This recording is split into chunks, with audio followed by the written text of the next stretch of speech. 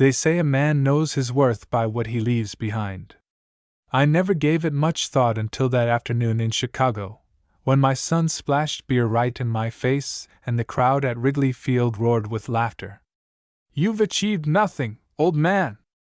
Ethan sneered, the words amplified on the stadium's giant screen for all 40,000 fans to see. Most men would have shouted back or stormed away. But I just stood there, dripping and silent, as my son tried to erase my whole life in front of strangers. You might wonder how it came to this, a retired man, mocked by his only child. It started long before that infamous game.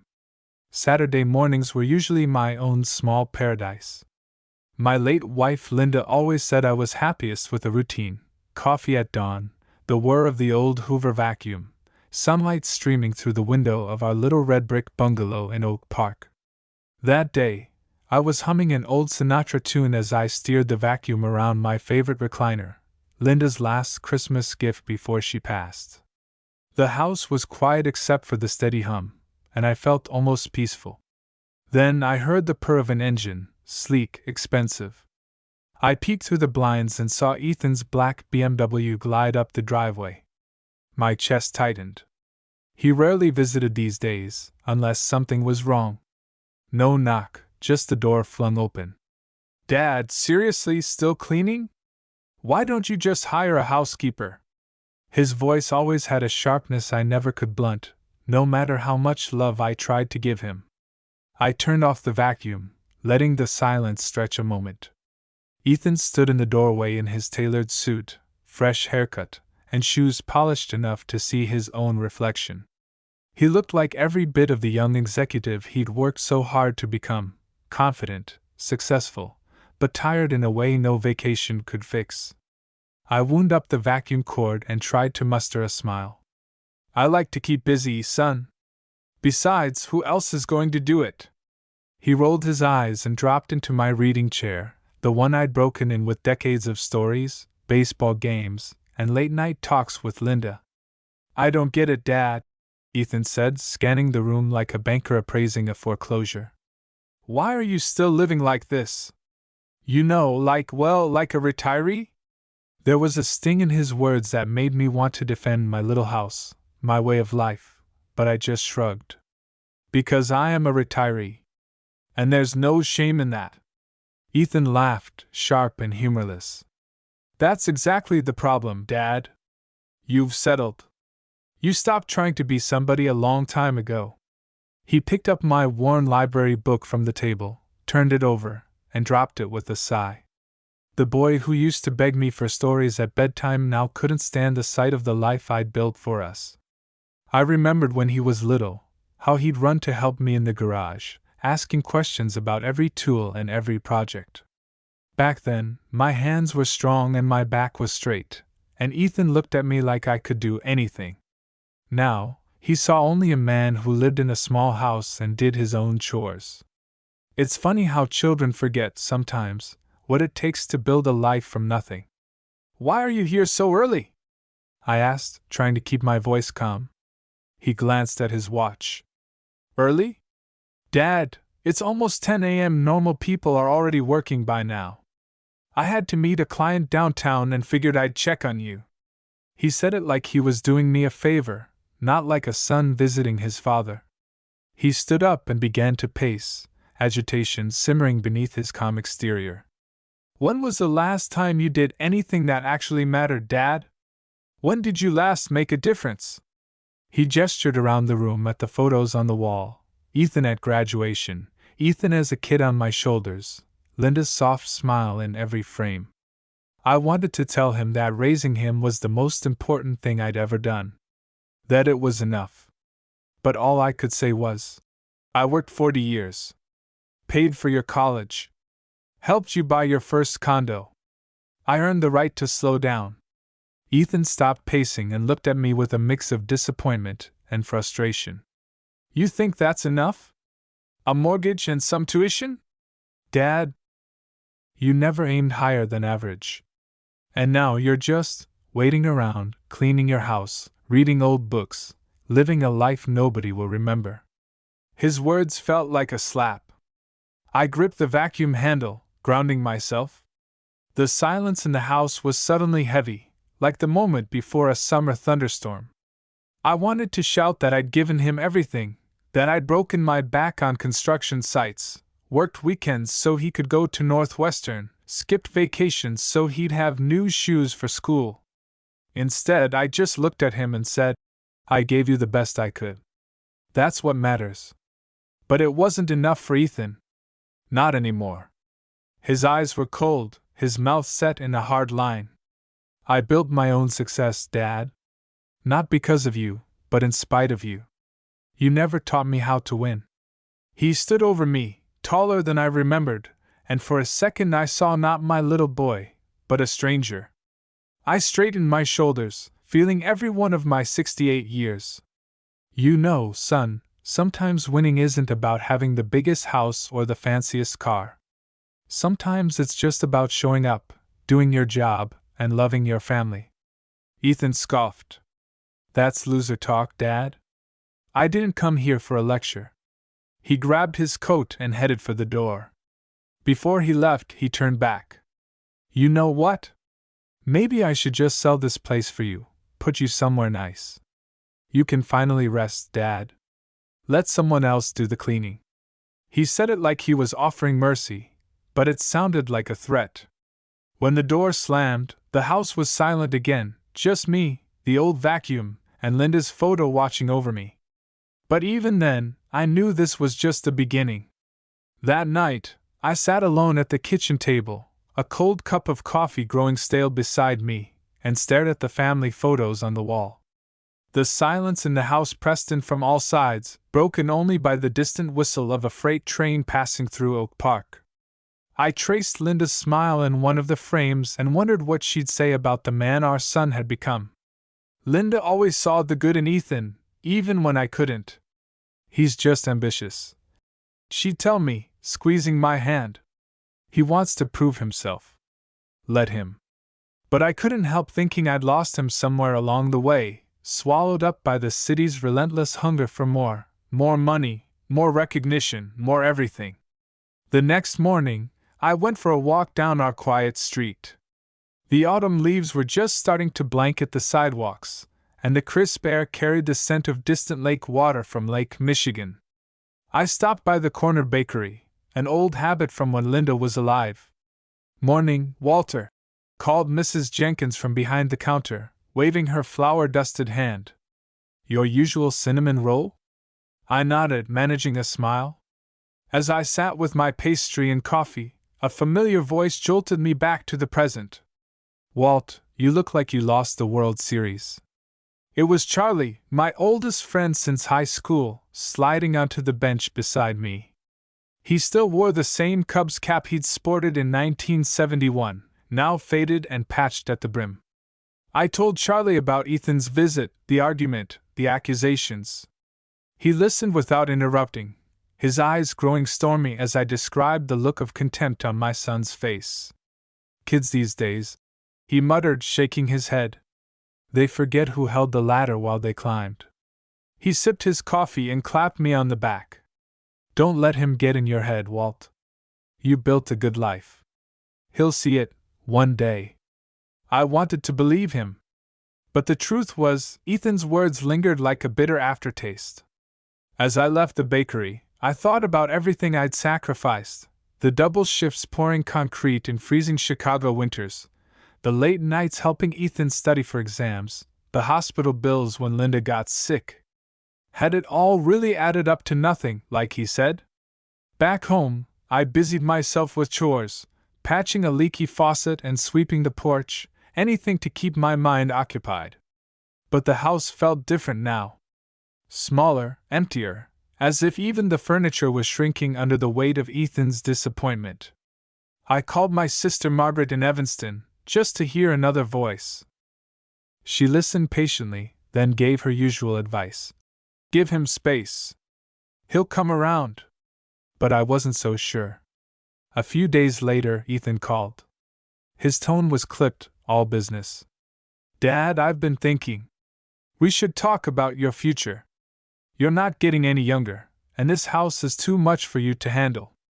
There are nice retirement communities near Lincoln Park. I can help you set up a tour. I almost laughed, but the urge died in my throat. I'm not ready for a home, Ethan. I like my life here. Dad, be reasonable. You're alone. What if you fall? What if something happens and nobody finds you? This isn't safe. His concern sounded genuine, but underneath I heard the impatience. The same impatience that had crept into every conversation since he started making six figures. I appreciate it, son. But I'm not ready to go anywhere. He sighed. Fine. But don't say I didn't try. That evening, I sat out on the back porch with a blanket around my shoulders and watched the sun dip behind the city skyline.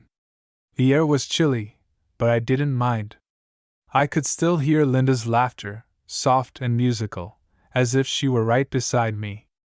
Don't let him decide your story, I whispered to the night sky. This is still my house. My life. A week passed with no word from Ethan. I tried to fill the days with small pleasures, puzzles in the Tribune, Cubs games on the radio, tending the stubborn marigolds in Linda's flower bed. But the silence from my son gnawed at me. I wondered if maybe I should have been harder on him, expected more, pushed him further when he was a boy. Or maybe I'd loved him too gently, given too much, made life too easy. One evening, as I was locking up, the phone rang. It was Charlie. How about we catch a Bears game this Sunday, old man? My treat. You could use some fun. I hesitated, picturing the last time I'd been to Soldier Field, Ethan on my shoulders, waving a blue and orange pennant. Those days felt so far away. But I agreed, desperate for a change of scenery. Maybe, I thought, seeing the roar of the crowd, the green of the field, would remind me that life still had bright spots left.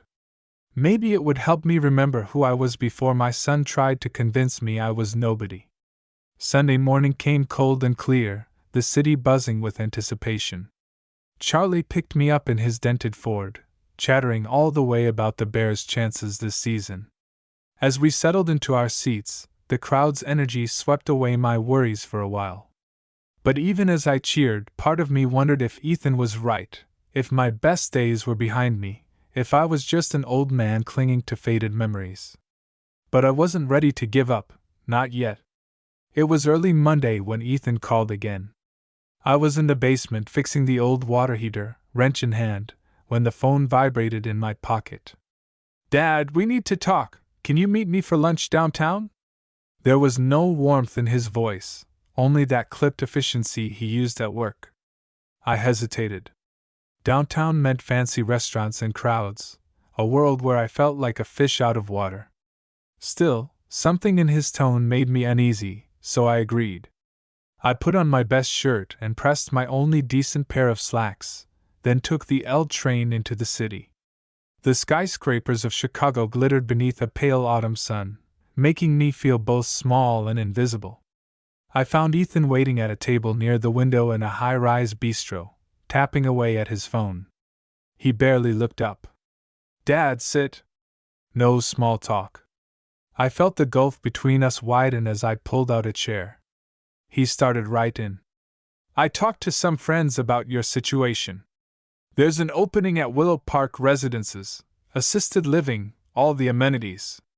It would take the pressure off me, knowing you're safe. I can handle the paperwork, and you'll have your own space, a nice view, people to help you. He slid a glossy brochure across the table. I barely glanced at it. Ethan, I told you, I'm not ready for that. He pinched the bridge of his nose, frustration bubbling over. Dad, you're being stubborn? This house is a burden, and it's not fair to put the responsibility on me if something happens. Why do you insist on clinging to the past? Let's be honest, nobody needs a 3-bedroom bungalow at your age. For a moment, I couldn't find my voice. I looked out the window at the cars and people hurrying by, everyone busy with their own lives. Finally I said, You think this is about the house, Ethan? It's about home.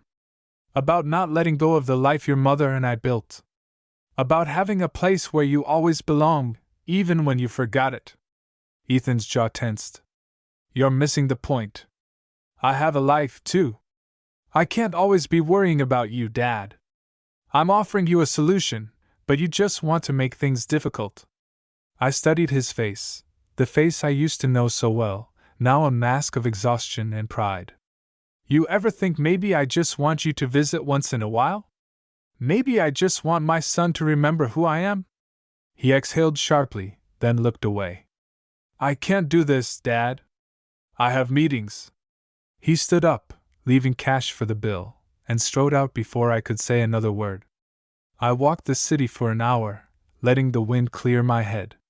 Chicago always had a way of reminding me of both how much I'd survived and how much I'd lost. By the time I boarded the train for home, I felt older than my years. When I got back, the house felt emptier than ever. I wandered from room to room, running my fingers along the old banister, stopping at the kitchen window to watch the neighborhood kids play touch football in the street. I remembered Ethan at their age, scraped knees and wild laughter, never too busy to run inside for cookies and milk. The phone rang again that evening, Charlie this time. How'd it go with Ethan? He asked. I told him the truth. He wants to put me away, Charlie. Says it's for my own good. There was a pause, then Charlie's low chuckle. My boy tried that last year. I told him I'd haunt him if he so much as looked at a retirement brochure. Don't let them decide for you, Walt. We're not done living yet. That night I tossed and turned. Sleep wouldn't come. I kept hearing Ethan's voice. You're a burden, Dad. I'm just trying to help. The words mixed with memories of Linda, softening the harshness but never erasing the ache. I rose before dawn and made coffee, determined not to let bitterness win. After breakfast, I wrote Ethan a letter, an old-fashioned thing, maybe, but I needed him to hear me without interruptions. Ethan, you think I'm holding on to this house out of stubbornness, but that's not it. This place holds every story, every struggle, every piece of your childhood. It's my last piece of your mother, and I'm not ready to let it go just because life got inconvenient for you. I'm not afraid to be alone. I'm afraid to be forgotten. Remember that before you decide what's best for me. Love, Dad. I slipped the letter into his mailbox during my afternoon walk, hoping he'd read it. Maybe it would get through to him in a way that 1,000 arguments never could. A few days passed. No word. I filled my time with odd jobs, oiling the creaky gate, fixing a loose board on the porch, taking soup to Mrs. Jenkins when she caught the flu. My world shrank to the familiar rhythm of chores and memories. Then, just as the leaves turned gold and the first hint of winter crept into the air, Ethan showed up on my doorstep. No phone call, no warning, just the sudden slam of his car door and the sound of hurried footsteps up the walk. I opened the door before he could knock. Dad, can we talk? His voice was softer, the edges dulled. I nodded, stepping aside. For the first time in a long while, he looked around the house, not with contempt, but with something like longing. Maybe, I thought, there was still hope for us yet. Ethan stood in the hallway, his hands stuffed awkwardly into his coat pockets, scanning the old family photos that lined the wall. He looked younger somehow, stripped of his usual confidence. I motioned for him to sit at the kitchen table, just as Linda would have done, and poured 2 mugs of coffee. He sat quietly, turning the mug in his hands as if searching for words. Finally, he spoke. I got your letter, Dad. I didn't realize how much this place meant to you, or what it cost you to keep it. I let the silence stretch a little, giving him space to say what he needed. I could feel Linda's presence in the room, a gentle reminder to listen, not judge. Ethan sighed, staring at the dark swirl of his coffee. You know, when Mom died, I tried to move on as fast as I could. I buried myself in work, bought a new condo, filled it with things I thought would make me happy. But it all just felt empty. Like something was missing. He glanced up, meeting my eyes. Maybe I thought if you moved on too, It would be easier for both of us. His admission caught me off guard. I hadn't expected honesty, just another argument. I reached across the table and rested my hand on his. We all grieve different, son. Linda was the glue. Without her, we both lost our way. He nodded, eyes shining with emotion.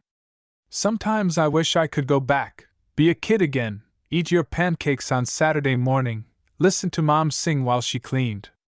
My throat tightened. I wanted to hold on to this fragile moment, to tell him that home isn't about four walls and a roof, it's about belonging, about the memories that make us who we are. But before I could speak, he pulled his hand away and cleared his throat. Listen, Dad. I'm sorry for what I said. About you being a nobody. I was angry, at myself, at you, at life. His voice cracked. You're not nobody. You're my father. You gave up everything so I could have a shot. I felt the years between us melt, just for a second. That's what parents do, I said softly. He managed a crooked smile. I know. I just wish I'd realized it sooner. The sound of the old clock chiming in the living room broke the spell. Ethan stood up abruptly. I have to go back to the office. But Dad, I want to try, really try. Maybe I can come over for dinner this weekend? We could watch a game, like old times. I smiled, the kind of real smile I hadn't felt in months. I'd like that, Ethan. Bring dessert. You always did have a sweet tooth. He laughed, a genuine laugh this time, and I walked him to the door. As he left, I caught a glimpse of my reflection in the hallway mirror, older, yes, but lighter somehow. Maybe there was still time for healing, for forgiveness, for starting over. After Ethan left, the house felt warmer, as if Linda had drawn the curtains to let in more sun. I spent the afternoon calling Charlie to tell him the news. He came back, Charlie. I think we're getting our boy back. Charlie whooped so loud, I had to hold the phone away from my ear. See? I told you. Kids come around eventually, Walt. Just takes them a while to figure out what matters. That weekend, I cooked a big pot of chili, Linda's recipe, the one Ethan always loved. I dug out the old board games and found the faded deck of playing cards we used to battle over on stormy nights.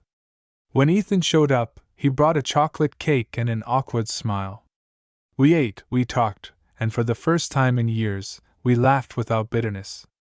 The Bears lost by a touchdown, but it didn't matter. We were together. The old house rang with familiar voices, and I felt the burdens of the past few years start to slip away. After dinner, we sat on the porch, wrapped in blankets against the October chill. The city lights twinkled in the distance. Ethan turned to me, a serious look on his face. Dad, I want to ask you something. He hesitated, searching for the right words. If something happened to me, if I lost my job or got sick, would you be there for me? The question struck me. Of course, son. Family doesn't end when life gets hard. That's when it matters most. He nodded, looking relieved. I was scared you'd given up on me. Or that maybe you were too tired to care. I squeezed his shoulder. You're my son, Ethan. That's never going to change. He smiled, a little sheepishly. Good. Because, well, things aren't as perfect as they seem. The business is struggling. I made some bad investments. And I didn't know how to tell you. I listened quietly. For the first time, he wasn't hiding behind pride. He was just a man, scared and looking for comfort. I pulled him into a hug. We'll figure it out. You're not alone. The wind picked up, rattling the branches above us. For a moment, I thought I heard Linda's voice on the breeze, telling me everything would be okay. That night, as I sat alone in the kitchen, I realized something important. Maybe this house wasn't just my refuge, it was a lifeline for my son, too. And as long as I had breath, I would keep the door open for him, no matter how many times he lost his way. It's funny how quickly life can tilt, even when you think you've seen every storm it can throw your way. The night after our dinner, I couldn't sleep. I paced the house, replaying every word Ethan had said about his business failing, every quiet admission that he was scared. For the first time, the roles felt reversed. My grown son was looking to me for help, lost and vulnerable, the bravado stripped away. The next morning, the phone rang before sunrise. Ethan's voice was thin and frayed, his confidence vanished. "Dad, are you up?" I just need to talk. Can I come over?" "Of course," I said, already putting on the coffee. He arrived less than half an hour later, shoulders hunched against the chill, eyes rimmed red. "Sorry, I couldn't think of anyone else." He slumped into the old recliner, the one Linda bought for me when I retired. I sat across from him, waiting. He told me everything. The risky investments, the money borrowed to keep the company afloat, the partners who walked away when things got tough. His hands shook as he confessed, and the weight of it all seemed to bow his head. "I messed up, Dad. I thought I could fix it before you found out, before anyone did. But now it's too late." My first instinct was to scold, to ask how he could be so reckless. But I remembered my own failures, the time I lost a week's wages on a broken-down car, the years I spent worrying about bills when Ethan was just a boy. Instead, I reached over and squeezed his hand. "We all make mistakes, son. The important thing is facing them." He looked up, eyes wet. "I'm going to lose everything. The bank's calling in my loans. I might even lose my condo." I let out a slow breath, the burden of fatherhood pressing down on me. "You're not alone, Ethan. We'll figure this out, together." But as the words left my mouth, I wondered what I really could offer. My pension covered my expenses, but there wasn't much extra. The house was all I had left of value, and the thought of selling it filled me with dread. Still, I would do anything for my boy. The next few days blurred into a haze of calls and paperwork.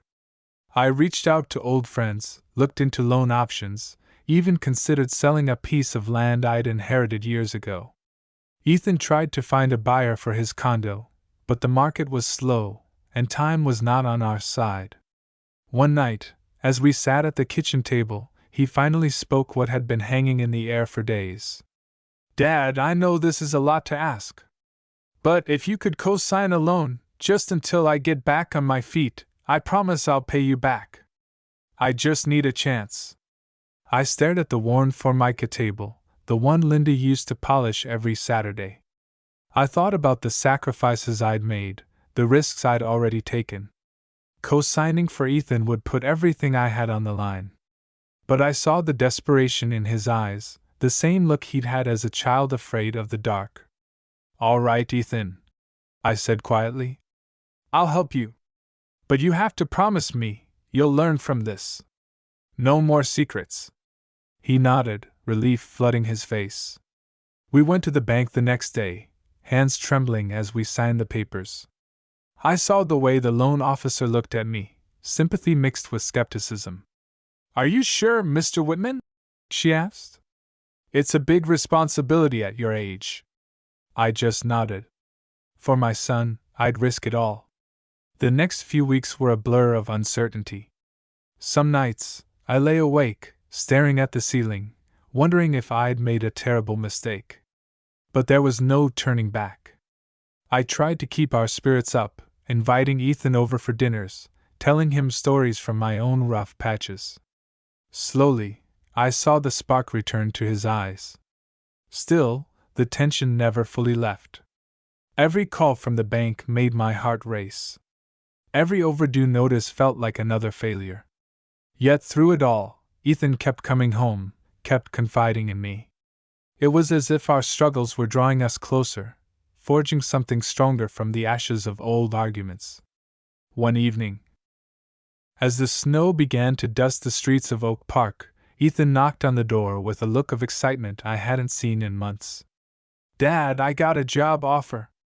It's not as much as I used to make, but it's steady, and it'll help me pay off the debt. I wanted you to be the first to know." I hugged him hard, pride and relief flooding through me. You did it, son. You faced the music and came through.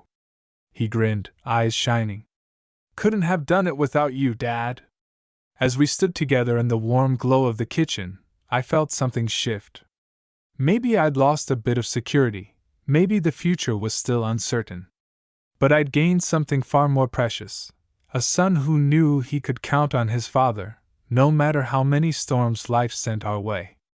The winter deepened, painting Oak Park in white and silver, but the warmth inside our little bungalow had never felt stronger. Ethan visited nearly every evening now, sometimes bringing takeout, sometimes just showing up for a cup of coffee and a few quiet words. I caught glimpses of the boy he used to be, the eager questions, the shy gratitude, the softening of a hardened pride. Despite the progress, there were still difficult days. The debt hung over us like a stubborn storm cloud. There were weeks when Ethan was quiet, his eyes troubled by sleepless nights, his phone buzzing with reminders and overdue warnings. But he didn't hide anymore. He'd come to me with his problems, not expecting solutions but needing the comfort only a parent's presence can bring. One evening, after dinner, we sat by the window watching the snow drift down in thick, lazy flakes. Ethan sipped his coffee, lost in thought. "Dad, have you ever felt like you let everyone down?" he finally asked, voice small.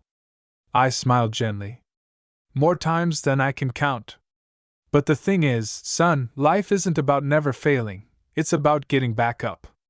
Every scar, every wrinkle I have, they're just proof I kept going." He nodded, looking out at the frozen yard. "I always wanted to make you proud. Somewhere along the way, I started measuring my worth in money and titles instead of memories. I forgot how much it meant just to come home and find you here." I patted his shoulder. "You never stopped making me proud, Ethan. The world has its own scoreboard, but mine's right here." I tapped my heart. "And on that one, you'll always be winning." A few days later, Ethan called with good news. "Dad, they finalized my new contract. It's steady work, and I get benefits. I can finally start paying you back for the loan." There was genuine hope in his voice, something I hadn't heard in so long. "That's wonderful, son," I said. "But you don't owe me a thing. That's what families do." "No, Dad, this time I need to make things right. You risked everything for me." Spring crept in, slow but steady. The days grew longer, the sun a little warmer. The marigolds in Linda's garden pushed bravely through the thawing earth, and every morning I'd find Ethan kneeling in the soil, sleeves rolled up, helping the stubborn shoots break through. There was something healing in this simple work, something that brought us closer than any apology ever could. One weekend, Ethan surprised me with tickets to a Cubs game, just like the old days. We bundled up against the last chill of March and took the train downtown, the city sparkling as if to greet us. Wrigley Field was a riot of sound and color, hot dogs and laughter, the distant crack of a bat echoing against blue sky. As we found our seats, I noticed Ethan glancing at the giant screen in the outfield, nervous. He handed me a cold beer, a wry smile on his lips. "Don't worry, Dad, I promise not to throw this one in your face." We both laughed, and for a moment, every hurt, every harsh word, every dark day faded into nothingness. The game was tight, every inning a small drama of hope and tension. Ethan and I cheered until we were hoarse, swapping old stories and jokes, arguing over stats and trades. And when the Cubs scored the winning run in the bottom of the ninth, we hugged like fools, surrounded by a crowd of strangers who suddenly felt like family. Walking back to the train, Ethan was quiet. At the station, he stopped, turned to me, and said, "Dad, I want you to know something. When things got bad, when I lost sight of everything, I thought about all those times you kept going, no matter what. That's why I didn't give up. I just kept thinking, my old man never quit. Neither will I." My throat was too tight for words. I just clapped him on the back, and we rode home in comfortable silence, the city lights winking past the train windows. Back at the house, As we sat on the porch watching the last stars fade, Ethan told me, "I'm starting over, Dad. I don't care if I never have the fanciest job or the biggest condo again. What matters is family. What matters is not being afraid to ask for help or to admit when you're wrong. You taught me that." The words settled over me like a blessing. I realized then that I hadn't just saved my son, I'd saved myself, too. By letting go of old resentments and pride, I had made room for forgiveness and a new kind of love, one forged in hardship and honesty. That night, as I drifted off to sleep, I felt Linda's spirit close by, proud of both her boys. The past no longer stung the way it once had. There was peace now, fragile but real, and it filled every corner of the house. Ethan kept coming back, week after week. Sometimes we talked late into the night. Other times we just sat in the quiet, letting the shared comfort of home speak for itself. I knew there would still be challenges ahead. Life always finds new ways to test us. But I also knew we were stronger now, together. And I promised myself, no matter what came next, I would always keep the door open for my son. As spring gave way to the first bright days of summer, the house filled with new light. Ethan and I settled into an easy rhythm, the wounds between us slowly knitting over. The bitterness that had once poisoned our talks now faded, replaced by an understanding that only comes after you've weathered a long winter together. Ethan's life took on a new simplicity. He traded his sleek condo for a modest apartment not far from my place. He even started volunteering weekends at a youth center, mentoring boys who reminded him of himself, ambitious, restless, a little lost. He often came by after, smelling of basketball courts and cafeteria pizza, telling stories of victories that didn't show up in bank statements but meant the world to a lonely kid. One Sunday afternoon, we hosted a small barbecue in the backyard. Charlie came over with his trademark potato salad, and Margaret and her husband dropped by with a blueberry pie. The yard rang with laughter, real, hearty, nothing forced. As I flipped burgers on the grill, I caught Ethan's eye. He raised his lemonade in a silent toast. There was pride there, but also gratitude, a look that said more than any words could. That night, after everyone left, Ethan and I sat under the porch light, cicadas buzzing, fireflies blinking across the lawn. He cleared his throat, a familiar nervousness in his voice. "Dad, do you remember when I was 12 and you caught me sneaking out to that high school party? You could have grounded me for a month, but instead, you sat me down and made me talk through what I was feeling. You listened, even though I didn't deserve it." I smiled, remembering that night, how scared he'd been, how desperately he'd wanted to fit in. "You were just a kid," I said. "Kids make mistakes. Grown-ups do too."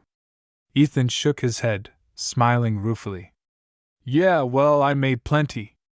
But you never gave up on me, not even when I tried to push you away."